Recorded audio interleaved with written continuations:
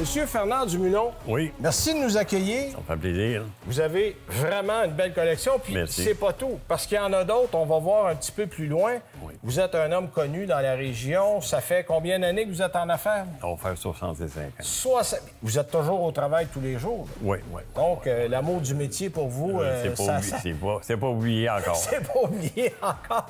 Et si on a besoin de pièces d'auto à partir quoi, des années 30 jusqu'aux années 80, 90, vous avez à peu près tout Années ici. jusqu'aujourd'hui, des modèles jusqu'à récents. On a toutes les pièces. Oui. Là, vous m'aviez dit tantôt qu'au départ, vous deviez serrer des pièces ici. Oui, on a bâti ça pour ça. On en a pas mal, mais on en a énormément en arrière. C'est c'est pas devenu la une chose. collection d'auto. C'est parti comment, cette collection-là? Bon, on a toujours aimé les vieilles autos, ma femme puis moi, on a toujours, puis mes enfants.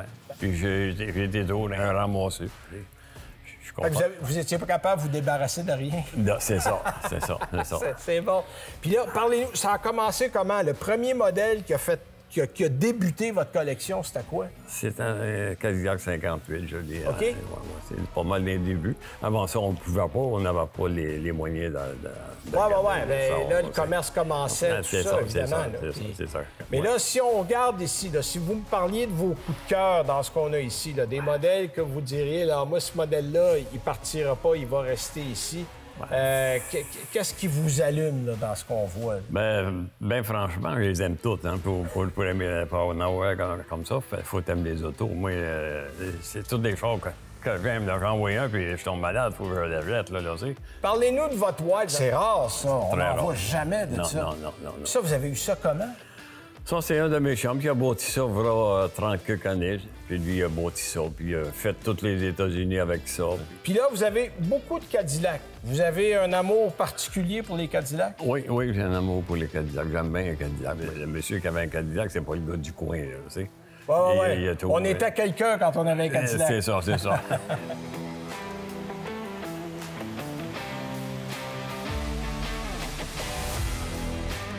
Bon, là, M. Dumoulin, on est dans une espèce de petite annexe au bout du garage. C'est ça. Puis là, je disais à la blague, vous allez avoir besoin d'agrandir bientôt. Oui. Il y a beaucoup de matériel. Parlez-nous des modèles que vous avez ici. Là. Pourquoi sont là ces modèles-là? Puis c'est des modèles, encore une fois, des Cadillacs dans deux des cas. Ouais. Parlez-nous un peu de ces modèles-là. Vous avez eu ça où? Ça vient de Terrebonne. Ça fait l'un premier que j'ai acheté ça. Là. OK. Un 58 Cadillac comme ça.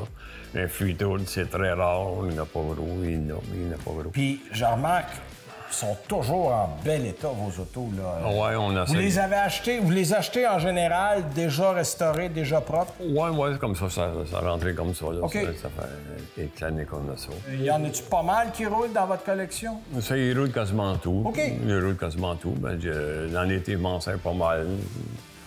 J'en prends un de temps en temps. Puis... Ouais.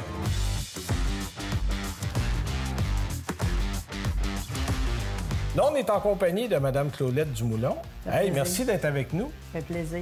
Vous avez aussi votre petite collection. Là, on est dans votre garage. Ma petite place, oui. Votre petite place, mais parlez-nous de ça. Les Cadillacs règnent en maître ici aussi. Vous avez une 59 qui est absolument spectaculaire, là. Disons, c'est un modèle qu'on avait acheté et que mon fils a reconstruit au complet. Ah oui? Ah mon Dieu, il est un homme patient? Patient, ça a pris quelques années, j'avoue, à temps perdu. Absolument. Puis là, vous avez une Escalade que vous avez remisée parce que vous en avez acheté un autre plus récent. Oui. Parlez-nous des deux autres modèles, là. Les deux autres modèles, c'est un achat qu'on avait fait il y a quelques années, puis j'avais tombé amoureuse un petit peu de ça. Mais c'est petit, hein? Fait que c'est sûr, j'aime mieux les gros véhicules.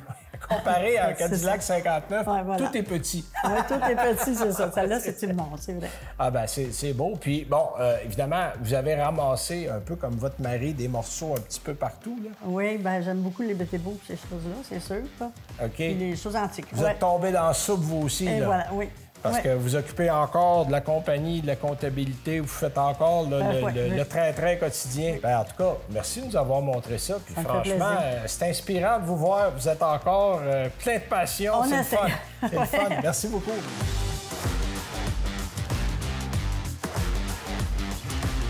En faisant le tour de la collection de M. Dumoulin, il y a deux modèles qui m'ont frappé, qui sont des modèles très rares. En fait, c'est des Cadillac 1946 et l'histoire est singulière. C'est le père et le fils aux États-Unis. qui ont acheté le véhicule en même temps.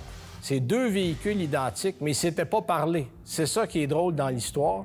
Et M. Dumoulin les a rachetés. En fait, c'était le premier modèle Cadillac à être fabriqué après la Deuxième Guerre mondiale. Il y avait un moteur V8, parce que la plupart des Cadillacs à l'époque avaient ça, 346 pouces cubes. Et le fait qu'il soit décapotable, c'était ça qui faisait que le modèle était très rare et très recherché. Là, je vous fais un petit aparté qui n'est pas un aparté automobile, mais qui est intéressant. Ce que vous avez devant vous, on appelait ça une porte de bruiteur. À l'époque, le studio de CKVL, 211 rue Gordon à Montréal, parce que j'ai fait mon émission station-service là, et il y avait ce qu'on appelait des radioromans. Donc, c'était avant les téléromans, on était à la radio, évidemment, mais pour reproduire les bruits du quotidien. Une porte qui ferme, une fenêtre qui rouvre, des bruits de pas, bon, et imaginez tous les bruits du quotidien. On avait cette grande porte-là qui pouvait reproduire quelques dizaines de bruits. Donc, on insérait à travers le scénario des comédiens qui étaient à la radio les bruits de fond et les bruits ambiants. Et c'est cette porte-là qui servait à faire une grande partie des bruits. En fait, c'est vraiment du patrimoine parce que ça n'existe plus, ça, aujourd'hui. C'est M. Dumoulin qui a ramassé cette porte-là. C'est fort intéressant.